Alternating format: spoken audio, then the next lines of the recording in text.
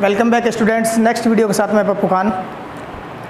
Previous video के अंदर हम बात कर चुके थे पादप पोषण के अंदर वृहद एवं सूक्ष्म मात्रिक पोषक तत्वों के बारे में बात चल रही थी। तो वहाँ पर हमने कुछ तत्वों के बारे में बात कर लिया था। कार्बन के बारे में बात कर ली, हाइड्रोजन के बारे में बात कर ली थी, ऑक्सीजन के बारे में बात कर ली, नाइट्रोजन के बारे में बात कर ली थी हमने। उसके बाद में हमने बात कर ली थी सल्फर के बारे में बात कर ली थी, कैल्शियम के बारे में बात कर ली थी, मैग्नीशियम के बारे में बात कर ली थी। ठीक है, अब यहाँ पर मैग्नीशियम के लिए बात नहीं की, मैग्नीशियम के बारे में हम बात करेंगे। यहाँ देखेंगे हम मैग्नीशियम के बारे में। तो मैग्नीशियम जो है पादपों के अंदर वृहद मात्रिक पोषक तत्व के रूप में पाया जाता है। किसके रूप में पाया जाता है? वृहद मात्रिक मैक्रोमोलिक्यूल्स के रूप में पाया जाता है।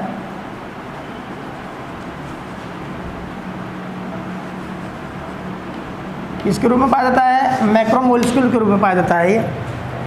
और यहाँ पर देखेगा जो अवशोषित रूप होता है पादपों के अंदर, जो मैग्नीशियम को जो अवशोषित किया जाता है वो मैग्नीशियम आयंस के रूप में अवशोषित किया जाता है। किसके रूप में अवशोषित किया जाएगा? मैग्नीशियम आयंस के रूप में अवशोषित किया जाए, Mg2+ आयंस के रूप में अवशोषित किया जाता है जड़ों के द्वारा। नेक्स्ट हम बात करते हैं कि इसका यूटिलाइजेशन क्या है, इसका उपयोग क्या है। तो उपयोग में देखते हैं कि ये जो है तेली बीजों में ज़्यादा पाया जाता है। तेली बीज मतलब ऐसे बीज जिनसे तेल निकाला जाता है, उन बीजों में क्या है ज़्यादा मात्रा में पाया जाता है। इस कारण हम ये कह सकते हैं कि तेल निर्माण में सहायक है। किस में निर्माण में सहायक है? ये तेल निर्माण में सहायक है। इसलिए हम ये कह सकते हैं कि ये जो मैग्नीशियम है तेल निर्माण में सहायक है। क्यों? क्योंकि ये तेलीय बीजों में ज़्यादा मात्रा में या अधिक मात्रा में पाया जाता है। ठीक है, नेक्स्ट यहाँ पर नेक्स्ट जो इम्पोर्टेंट है, वेरी वेरी इंपॉर्टेंट है, ये स्टार वाली बात है हमारे पास, 5 स्टार वाली बात है हमारे पास। क्लोरोफिल का प्रमुख घटक है ये। किसका प्रमुख घटक है? क्लोरोफिल का प्रमुख घटक है। जैसे हमने बात की थी हीमोग्लोबिन के बारे में बात की थी। हम बताते हैं रुधिर के बारे में बात करते हैं तो रुधिर में क्या है? आरबीसी होती है। आरबीसी के अंदर एक श्वसन वर्णक पाया जाता है जिसे क्या कहते हैं? हम हीमोग्लोबिन कहते हैं। हीमोग्लोबिन का केंद्रीय अणु जो होता है वो आयरन होता है। हीमोग्लोबिन का केंद्रीय अणु क्या होता है? आयरन होता है। इसी प्रकार क्लोरोफिल का केंद्रीय अणु क्या होता है? मैग्नीशियम होता है। क्या होता है? मैग्नीशियम होता है। क्लोरोफिल का केंद्रीय अणु क्या है? मैग्नीशियम। जबकि हीमोग्लोबिन का केंद्रीय अणु क्या है? आयरन। हीमोग्लोबिन Hb का क्या है हमारे पास? आयरन। और यहाँ पर क्लोरोफिल है, इसका क्या है? मैग्नीशियम। सेंट्रल मॉलिक्यूल्स क्या है? मैग्नीशियम आयन है। तो ये क्लोरोफिल के निर्माण में प्रमुख भूमिका निभाता है। अगर मैग्नीशियम आयन ना हो तो पादपों के अंदर हरित लवक के अंदर जो परिणत पाया जाता है, क्लोरोफिल पाया जाता है, उसका संश्लेषण नहीं हो पा रहा। परिणत क्लोरोफिल नहीं पाया जाता, प्रकाश संश्लेषण क्रिया नहीं होगी। बहुत बहुत इंपॉर्टेंट है ये टर्म्स। न्यूक्लिक अम्ल डीएनए और आरएनए के निर्माण में भाग लेता है। ये न्यूक्लिक अम्ल जो होता है डीएनए आरएनए के निर्माण में भाग लेता है। जब ये न्यूक्लिक अम्ल डीएनए आरएनए जो होते हैं ये आपस में संगठित होते हैं तो वहाँ पर ये मैग्नीशियम आयन की उपस्थिति के कारण क्या करते हैं? ये संगठित होते हैं। तो वहाँ पर क्या है? इसका उपयोग किया जाता है। एंजाइम सक्रिय के रूप में बहुत सारे एंजाइम है जहाँ पर मैग्नीशियम आयन की उपस्थिति से क्या है? एंजाइम को ये सक्रिय कर देते हैं और इसकी अनुपस्थिति एंजाइम को क्या कर देती है? निष्क्रिय कर देती है। तो ये कह सकते हैं कि जैविक क्रियाएं जो होती है, जो एंजाइमों की सहायता से संपन्न होती है, वहाँ पर ये एंजाइम सक्रिय रूप में एंजाइम की जो रेट है, एंजाइम की जो गतिविधि है, क्रियाविधि है, उसको बढ़ाने में उपयोगी होते हैं। कौन? Magnesium ion. नेक्स्ट हम बात करते हैं प्रोटीन संश्लेषण के दौरान राइबोसोम की उप इकाइयों को, राइबोसोम की उप प्रोटीन संश्लेषण के दौरान बहुत बहुत इंपॉर्टेंट है ये। राइबोसोम की उप इकाइयों का जोड़ने में, इकाइयों को क्या करता है? जोड़ने में सहायक होता है। अब देखिए जो राइबोसोम होता है ना, राइबोसोम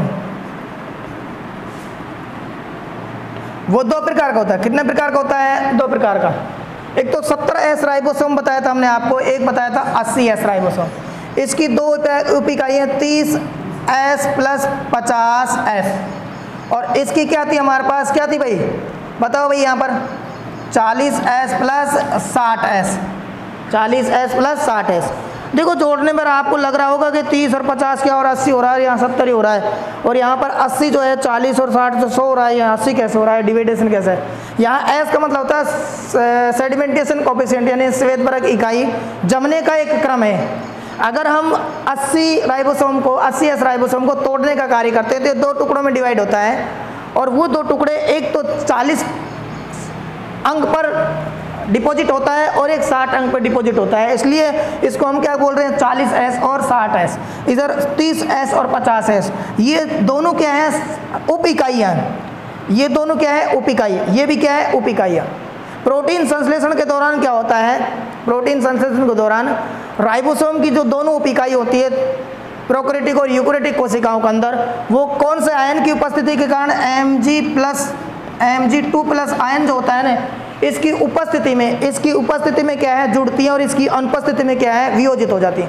70S राइबोसोम जो होता है Mg2+S की उपस्थिति में क्या होता है, निर्मित होता है, और इसकी अगर कमी हो जाए Mg2+ आयन की तो ये किस में डिवाइड हो जाएगा, 30S + 50S में। इसी प्रकार यूकैरियोटिक कोशिका को अंदर बात करें तो यहाँ पर 40S और 60S में डिवाइड हो जाता है इसकी कमी के कारण।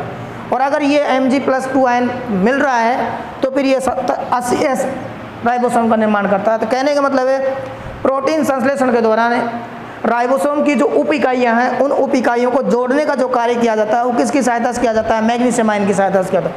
वेरी वेरी इंपॉर्टेंट है, जितने स्टार लगाया जाए उतने कम है। अनलिमिटेड स्टार का है ये क्वेश्चन, अनलिमिटेड स्टार का। कई बार पूछा गया है एग्जाम के अंदर कि भाई राइबोसोम की जो उप इकाइयाँ हैं उनके जोड़ने के लिए जिम्मेदार पोषक तत्व कौन सा है, मैग्नीशियम। कौन सा है, मैग्नीशियम पोषक तत्व है। ठीक है, अब हम बात कर लेते हैं नेक्स्ट, यूटिलाइजेशन हो गया इसका। नेक्स्ट हम बात करेंगे न्यूनता के लक्षण। किसके बारे में बात करेंगे, न्यूनता के लक्षण। तो मैग्नीशियम की अगर कमी हो जाए पादपों के अंदर तो फिर कौन से लक्षण उत्पन्न होंगे। देखिएगा यहाँ पर हरिमीनता के बारे में बार बार यह बात कर रहे थे कि हरिमीनता पाई जा रही, हरिमीनता पाई जा रही। कैल्शियम के कारण पत्तियों के किनारे पर हरिमीनता पाई जा रही, नाइट्रोजन के कारण सामान्य हरिमीनता पाई जा रही थी। ठीक है, इससे पहले भी हमने बताया और भी हरिमीनता बताया, लेकिन यहाँ पर हम बात कर रहे हैं अंतरशिरीय हरिमीनता। अंतरशिरीय हरिमीनता मतलब जो सिराएं होती है ना, पत्तियां जो होती है, पत्तियां, ये मान लिए पत्तियां हैं, तो ये जो क्या है, ये सिरा है। ये क्या है, ये सिरा, ये क्या है, ये सिरा। इन सिराओं के बीच में क्या पाया जाता है, इन सिराओं के मध्य में क्या पाया जाता है, हरापन गायब हो जाता है। हरापन क्या हो जाता है, गायब हो जाता है। तो हरिमीनता उत्पन्न हो जाती है। पत्तियां में धारी पड़ जाती है, पत्तियों में क्या पड़ जाती है, धारी पड़ जाती हैं, पीलेपन की धारियां, सफेद पर की धारियां पड़ जाती हैं, जिसके कारण क्या हरापन गायब हो जाता है। तो इस प्रकार का जो हरिमीनता पाई जाती है वो किसकी कमी के कारण पाई जाती है, मैग्नीशियम की कमी कारण। किसकी कमी कारण पाई जा रही है, मैग्नीशियम की कमी कारण। बहुत इंपॉर्टेंट है ये लक्षण कि एक तो किनारे पर हरिमीनता पाई जा रही है, वो तो कैल्शियम आयन की कमी कारण हो रही है, और यहाँ पर किसकी कमी के कारण पाई जा रही है, मैग्नीशियम आयन कारण। और कौन सी हरिमीनता है, ये अंतरशिरीय हरिमीनता है। ठीक है, तो ये डिफरेंस है। मतलब हम अक्सर कंफ्यूज हो जाते हैं कि सर उसमें भी हरिमीनता पाई जा रही है, उसमें भी हरिमीनता पाई जा रही है, इसमें भी कई तत्वों की कमी के कारण हरिमीनता पाई जा रही है, तो हम कैसे बताएंगे कौन से तत्व की कमी के कारण होगी। तो यहाँ पर अलग स्पेशल के लिए या अंतरशिरीय क्वेश्चन आ जाए, अगर अंतरशिरीय हरिमीनता आ रहा है तो वो किसके लिए कौन जिम्मेदार है, उसके लिए मैग्नीशियम आयन। और अगर किनारे पर हरिमीनता पाई जा रही है तो उसके लिए कौन जिम्मेदार है, कैल्शियम आयन। नेक्स्ट, अब इसकी कमी के कारण क्या, तना कठोर हो जाता है, काष्ठी हो जाता है। काष्ठी मतलब लकड़ी, वुडी हो जाता है। वुडी मतलब लकड़ी, यानी कि सेकेंडरी ग्रोथ, द्वितीयक वृद्धि पाई जाती है एक तरह से। तो तना कठोर हो जाता है, सख्त हो जाता है, काष्ठी हो जाता है, और पीला और हरा भी हो जाता है। अब यहाँ पर एक बात आ रही है, यहाँ पर पीला तना कोई दिक्कत नहीं, हरा तना सामान्यतः हरा नहीं पाया जाता, लेकिन यहाँ पर कठोर हो जाता है, कास्ट हो जाता है, और उसके बाद हरा भी आ जाए और पीलापन भी आ जाए, तो तने में एक विशेष लक्षण आ जाएगा नहीं। तो यहाँ पर हरापन, जो तने का जो हरापन है वो किस तत्व की कमी के कारण हो रहा है, मैग्नीशियम आयन के कारण। किसकी कमी के कारण आ रहा है, मैग्नीशियम आयन की कमी के कारण आ रहा है। नेक्स्ट, इस तत्व की कमी के कारण क्या होता है, इस तत्व मतलब मैग्नीशियम आयन की कमी के कारण क्या हो रहा है, एंथोसायनिन वर्णक का निर्माण अधिक होता है। अब जब इसका निर्माण अधिक होगा तो हमने पहले बताया था आपको, पत्तियां बैंगनी हो जाती हैं, गुलाबी हो जाती हैं, लाल हो जाती हैं, पीली हो जाती है, नारंगी हो जाती हैं। तो इसके अधिक निर्मित होने के कारण, अधिक निर्मित किसके, एंथोसायनिन वर्णक के अधिक निर्मित होने के कारण पत्तियां लाल हो जाती हैं, पीली हो जाती हैं और नारंगी हो जाती है। ठीक है, और जिसके कारण उन पर धब्बे दिखाई देते हैं। कैसे धब्बे दिखाई देंगे, कैसे, लाल धब्बे दिखाई देंगे, या फिर पीले धब्बे दिखाई देंगे, या फिर नारंगी धब्बे दिखाई देंगे जगह जगह पर। किसकी कमी के कारण है, मैग्नीशियम आयन कमी कारण।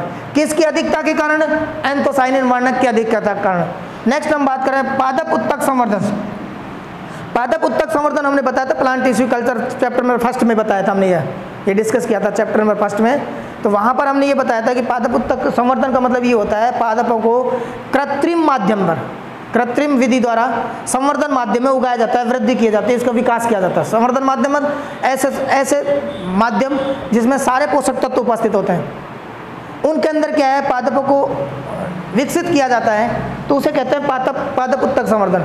और विकसित करने के लिए हम किसके उपयोग करते हैं, उत्तक का उपयोग करते हैं, टिश्यू का उपयोग करते हैं। शुरुआती जो रॉ मटेरियल होता है, कच्चा पदार्थ होता है, वो क्या लेते हैं, हम उत्तक लेते हैं। तो पादप उत्तक संवर्धन के दौरान अगर मैग्नीशियम तत्व ना मिले, पादप उत्तक संवर्धन के दौरान जो संवर्धन माध्यम होता है, क्या होता है, संवर्धन माध्यम, कल्चर मीडिया। तो कल्चर मीडिया के अंदर अगर मैग्नीशियम तत्व की कमी हो जाए, मैग्नीशियम तत्व की कमी हो जाए तो क्या आ जाएगी, हरिमहीनता आ जाएगी। क्या उत्पन्न हो जाएगी पादप के अंदर, हरिमहीनता उत्पन्न हो जाएगी। पादप जो है हरापन खो देगा, उसमें हरापन दिखाई नहीं देगा। तो इस प्रकार हमने आपको मैग्नीशियम तत्व के बारे में बताया, उसका अवशोषित रूप क्या है, मैग्नीशियम आयंस के रूप में, उसके उपयोग क्या थे वो हमने ये बताया आपको। उसके बाद न्यूनता के लक्षण बताए, ठीक है। तो नेक्स्ट हम डिस्कस करेंगे उसके बाद में सल्फर के बारे में या गंधक के बारे में। किसके बारे में पढ़ेंगे, सल्फर या गंधक के बारे में। नेक्स्ट बात करेंगे हम सल्फर के बारे में। सल्फर, सल्फर जिसे गंधक भी बोलते हैं और इसका प्रतीक क्या है, एस।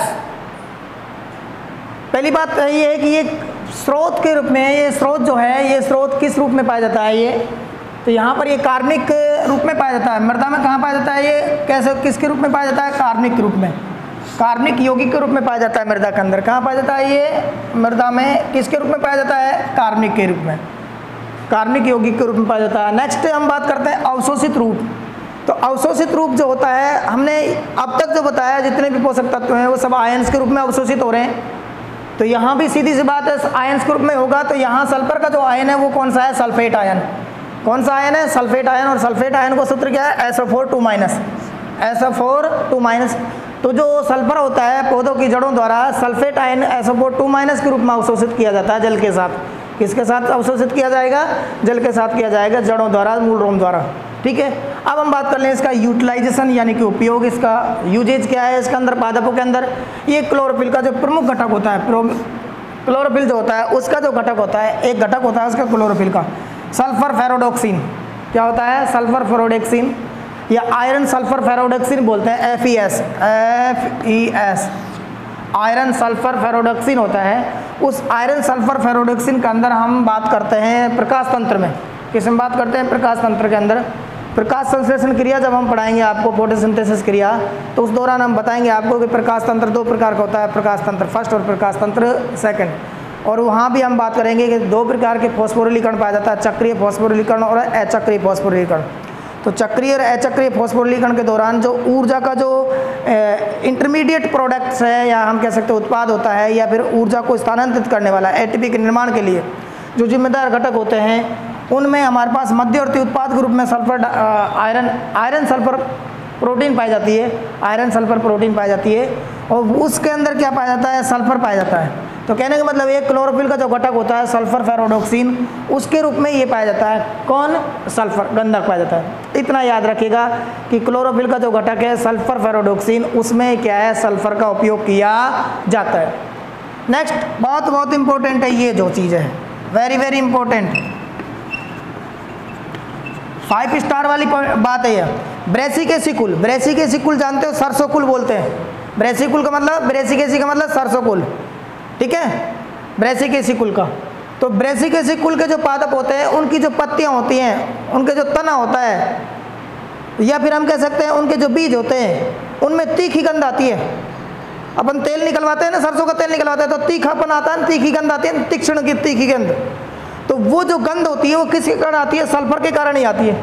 किसके कारण आती है वो, सल्फर के कारण। कौन सा तत्व होता है उसके लिए जिम्मेदार, सल्फर तत्व होता है। अब ये सल्फर तत्व किस यौगिक के रूप में पाया जाता है, एलिल आइसोसाइनेट के रूप में पाया जाता है। बहुत इंपॉर्टेंट है ये, कंपटीशन एग्जाम में कई बार पूछा गया। एलिल आइसोसाइनेट जो होता है ना, उसके अंदर क्या पाया जाता है, सल्फर पाया जाता है। तो ये जो रासायनिक पदार्थ है इसके कारण क्या है, सरसों की पत्तियों में तीक्ष्ण गंध पाई जाती है, तीखी गंध पाई जाती है, या सरसों के तेल जब निकलता है या सरसों के तेल में जो तीखी गंध पाई जाती है वो किसके कारण पाई जाती है, एलिल आइसोसाइनेट। और एलिल आइसोसाइनेट के अंदर क्या पाया जाता है, सल्फर पाया जाता है, ठीक। अब हम बात करते हैं नेक्स्ट जीवाणुविक ग्रंथियों में। जीवाणुविक ग्रंथियां जो होती है ना, बैक्टीरियल नोड्स, यहाँ हम एक थोड़ा सा बात करेंगे। जो लेग्यूमिनोसिकुल जो होता है, लेग्यूमिनोसिकुल 11वीं क्लास के अंदर हमने बताया था आपको, लेग्यूमिनोसिकुल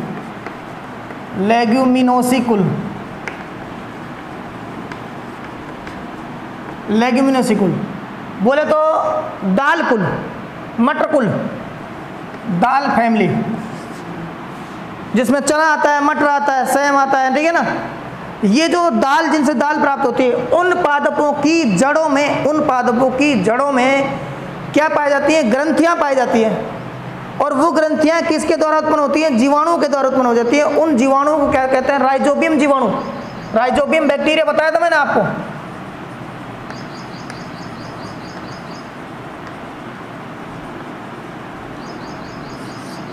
कौन सा बैक्टीरिया? राइजोबियम बैक्टीरिया होता है। ये लेग्यूमिनोसिकुल की जड़ जो होती है उनमें पाया जाता है और गांठ बनाता है। क्या बनाता है? गांठ बनाता है, जिन्हें क्या कहते हैं? जीवाणुविक नोड्स बोलते हैं, नोडल्स बोलते हैं, जीवाणुविक ग्रंथियां बोलते हैं। जो ये जो ग्रंथियां होती है, नाइट्रोजन का क्या करती हैं? स्थिरीकरण करती है, नाइट्रोजन का फिक्सेशन करती है, नाइट्रोजन को नाइट्रोजन के यौगिकों में बदलने का कार्य करती हैं। अर्थात मृदा के अंदर जो नाइट्रोजन की कमी होती है, उस नाइट्रोजन की कमी की क्या करती हैं? पूर्ति करती हैं, जिससे पौधा क्या है? नाइट्रोजन का अपने उर्वरक के रूप में, अपने खाद के रूप में उपयोग में लेता है। जो हमने देखा होगा, चने है, मटर है, इनके जो खेती होती है उसके अंदर हम खाद नहीं डालते। क्यों नहीं डालते? क्योंकि इनकी जड़ों के द्वारा ही क्या है? खाद का निर्माण होता है। खाद का निर्माण मतलब यहाँ पर क्या है? नाइट्रोजन की आपूर्ति हो जाती है, ठीक है। तो यहाँ देखिएगा, सल्फर की जो अधिकता के कारण क्या होता है? सल्फर की अधिकता, जिस मृदा के अंदर सल्फर की अधिकता है, वहाँ पर मटरकुलीय पौधों के अंदर, मटरकुलीय पौधे मतलब लेग्यूमिनोसिकुल, दाल कुल, उन कुलों के पौधों में ये जो जीवाणुविक ग्रंथियाँ होती हैं वो कैसी होती हैं? अधिक विकसित होती हैं। तो ये अच्छी बात है, यहाँ पर प्लस पॉइंट है। अगर सल्फर की कमी होगी तो जीवाणुविक ग्रंथियां क्या होगी? कम विकसित होंगी। और जब सल्फर की जीवाणुविक ग्रंथियां कम विकसित होंगी तो सीधी सी बात है, वायुमंडलीय नाइट्रोजन का फिक्सेशन नहीं होगा, नाइट्रोजन स्थिरीकरण नहीं होगा। और नाइट्रोजन स्थिरीकरण नहीं होगा तो उनमें नाइट्रोजन की कमी आएगी, और नाइट्रोजन की कमी के कारण जो हमने लक्षण देखे थे वो उत्पन्न होने लगेंगे। तो यहाँ पर क्या है? इनडायरेक्टली क्या है? नाइट्रोजन की कार्य भी कर रहा है, नाइट्रोजन के रूप में भी कार्य कर रहा है, जैसे नाइट्रोजन को यहाँ पर। अब हम बात कर रहे हैं प्रोटीन संश्लेषण के लिए ये आवश्यक होता है, प्रोटीन संश्लेषण के लिए आवश्यक होता है। देखो प्रोटीन जो होती है ना, प्रोटीन, उसमें सल्फर की कैसी महत्व आती है? जब प्रोटीन की संरचना को देखते हैं तो प्राथमिक संरचना, द्वितीयक संरचना, तृतीयक संरचना, ये जो एमिनोमर्स होते हैं प्राथमिक संरचना के अंदर एक दूसरे से पेप्टाइड बॉन्ड द्वारा जुड़े होते हैं। और पेप्टाइड बॉन्ड जुड़कर क्या है? एक लंबी श्रृंखला का निर्माण करते हैं, जिसे पॉलीपेप्टाइड श्रृंखला कहता है। कई सारी पॉलीपेप्टाइड श्रृंखलाएं हाइड्रोजन बॉन्ड और सल्फर बॉन्ड से जुड़ी होती हैं। कई सारी पॉलीपेप्टाइड श्रृंखला क्या करती हैं? हाइड्रोजन बॉन्ड और सल्फर बॉन्ड से, डाइसल्फाइड बॉन्ड से जुड़ी होती है। डाइसल्फाइड बॉन्ड क्या आ रहा है? Disulphide bond. यहाँ पर क्या है? डाइसल्फाइड बंद। तो डाइसल्फाइड जो बंद होता है ना, यहाँ पर सल्फाइड मतलब एस, सल्फर। तो यहाँ क्या है? प्रोटीन संश्लेषण के दौरान, प्रोटीन निर्माण के दौरान, प्रोटीन की संरचना के दौरान के लिए किसकी जरूरत होती है? सल्फर की जरूरत होती है।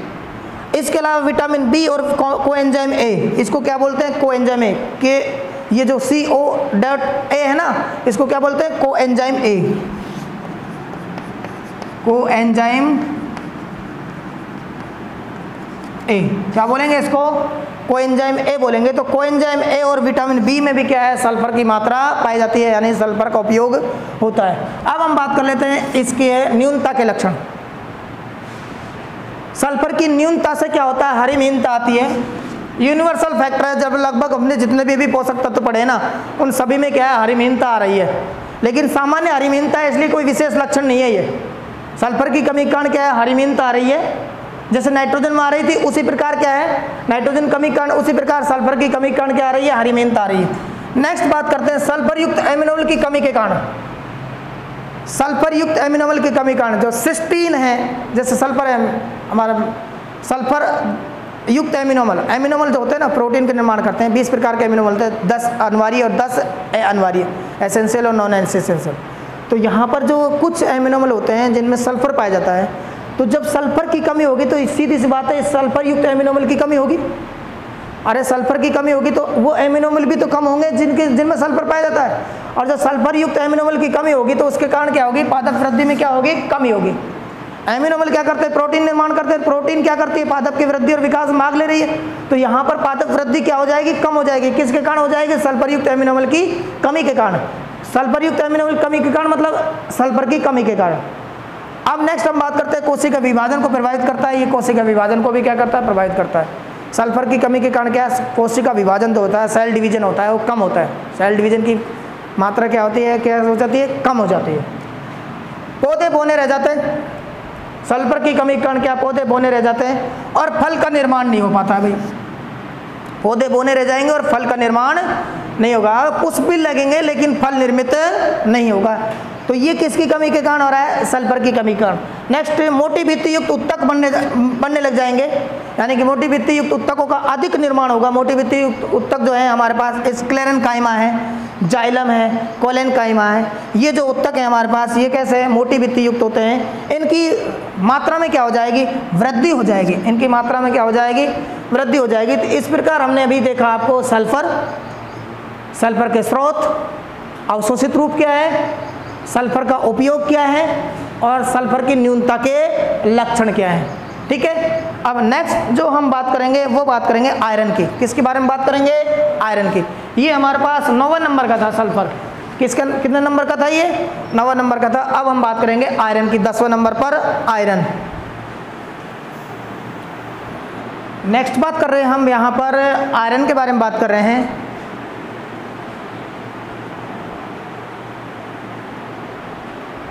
आयरन जो होता है वो 2 आयन्स के रूप में पाया जाता है, फेरिक आयन के रूप में और फेरस आयन के रूप में। यहाँ पर हम बात कर लेते हैं, पहले तो एक इम्पॉर्टेंट बात है यहाँ कि अवशोषित रूप कौन सा है इसका। तो आयरन को किस रूप में अवशोषित किया जाता है, वो फेरिक आयन के रूप में अवशोषित किया जाता है, Fe3+ के रूप में अवशोषित किया जाता है। बहुत इंपॉर्टेंट बात है ये कि इसको अवशोषित कौन से रूप में किया जाता है, Fe3+ आयन के रूप में किया जाता है, फेरिक आयन्स के रूप में इसको अवशोषित किया जाता है। नेक्स्ट, पादपों में ये सक्रिय अवस्था में, उपापचय रूप से सक्रिय अवस्था में किस फॉर्म में पाया जाता है ये भाई, अवशोषित तो किसके रूप में किया जाता है, फेरिक आयन के रूप में, Fe3+ आयन के रूप में। लेकिन ये उपापचय रूप से सक्रिय अवस्था में जो पाया जाता है ना, वो किसके रूप में पाया जाता है, फेरस आयन के रूप में। किसके रूप में पाया जाता है, फेरस आयन, Fe2+ आयन के रूप में। परिवर्तनशील संयोजकता दर्शाता है ना, Fe2+, Fe3+। कम संयोजकता हो उसके नीचे अस और ज़्यादा संयोजकता के लास्ट में क्या लगाते हैं, इक। तो ये फेरिक और ये क्या है, फेरस।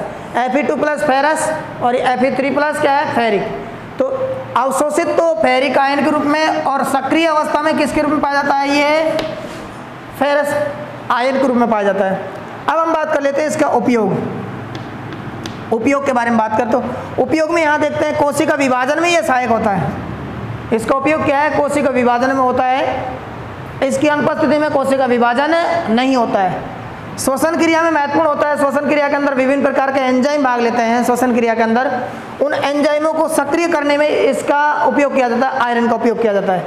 इलेक्ट्रॉन परिवहन तंत्र बहुत इंपॉर्टेंट है। इलेक्ट्रॉन परिवहन तंत्र, ETS, इलेक्ट्रॉन ट्रांसपोर्ट सिस्टम बोलते हैं इसको। क्या बोलते हैं, electron transport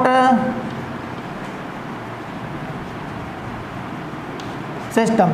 electron transport system जो होता है ETS, इसके अंदर क्या होता है, जो ग्लाइकोलाइसिस क्रिया होती है, ग्लाइकोलाइसिस और क्रेब्स चक्र देखिएगा, ग्लाइकोलाइसिस और क्रेब्स चक्र। श्वसन के 2 चरण होते हैं हमारे पास, एक तो ग्लाइकोलाइसिस होता है और एक क्या होता है, क्रेब्स चक्र। तो इनके दौरान बनने वाले इंटरमीडिएट जो एनर्जी प्रोडक्ट होते हैं, मध्यवर्ती ऊर्जा उत्पाद, जैसे NADP है, ठीक है, FAD है, इनसे ATP निर्माण के लिए एक विशेष सिस्टम की आवश्यकता होती है। उस विशेष सिस्टम को कहते हैं इलेक्ट्रॉन परिवहन तंत्र। इस इलेक्ट्रॉन परिवहन तंत्र से ये मध्यवर्ती ऊर्जा उत्पाद NADPH2 है, FADPH2 है, ये क्या है, गुजरते हैं। तो गुजरने के दौरान किसका निर्माण करते हैं, ये ATP का निर्माण करते हैं। किसका निर्माण करते हैं, ये ATP का निर्माण करते हैं। तो यहाँ पर क्या है, इस सिस्टम के अंदर भी विभिन्न प्रकार के एंजाइम भाग लेते हैं। वो एंजाइम सक्रिय अवस्था में किसकी उपस्थिति में होते हैं, आयरन की उपस्थिति में। किसकी उपस्थिति में होते हैं? आयरन या फेरस आयन की उपस्थिति में क्या होते हैं? वो सक्रिय अवस्था में पाए जाते हैं। नेक्स्ट हम बात करते हैं पत्तियों में स्थायी प्रोटीन के रूप में एक रसायन पाया जाता है। पत्तियों के अंदर एक स्थायी प्रोटीन पाई जाती है, फाइटोफेरिटिन। क्या पाई जाती है? फाइटोफेरिटिन पाई जाती है। उसमें भी क्या है? आयरन का उपयोग किया जाता है। आगे बात करते हैं केंद्रक के अंदर, कोशिका का जो केंद्रक होता है उसमें क्रोमेटिन जालक पाया जाता है। क्रोमेटिन जालक पाया जाता है। क्रोमेटिन जालक जानते हो? गुणसूत्रीय पदार्थ, केंद्रीय के पदार्थ, आनुवंशिक पदार्थ, क्रोमेटिन जालक। उस क्रोमेटिन जालक के अंदर भी क्या है? आयरन का उपयोग होता है। क्रोमेटिन जालक जो केंद्रक के अंदर पाया जाता है उसमें भी किसका उपयोग किया जाता है?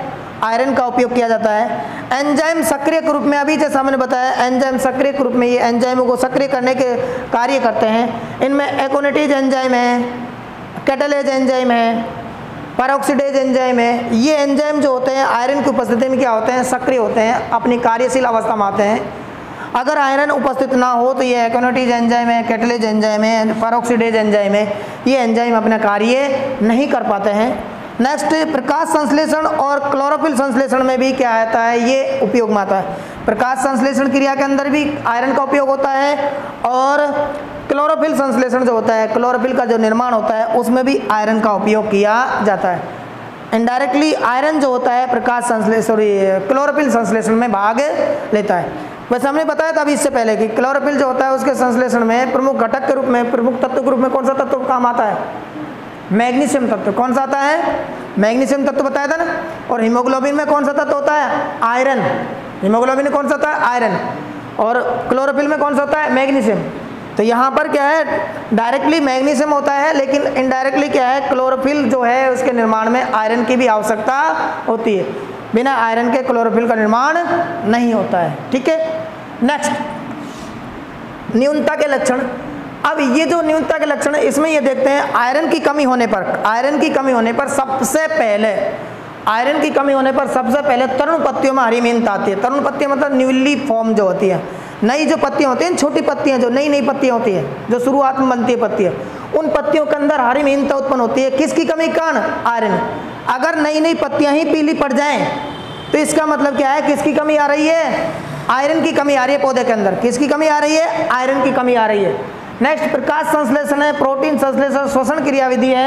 इनके अंदर भी क्या है? विभिन्न प्रकार के जो एंजाइम भाग ले रहे हैं। क्या भाग ले रहे हैं? एंजाइम भाग ले रहे हैं। इन एंजाइमों को सक्रिय करने के लिए आयरन की उपस्थिति जरूरी है। अगर आयरन नहीं होगा तो ये क्रियाएं क्या होंगी? प्रभावित होंगी।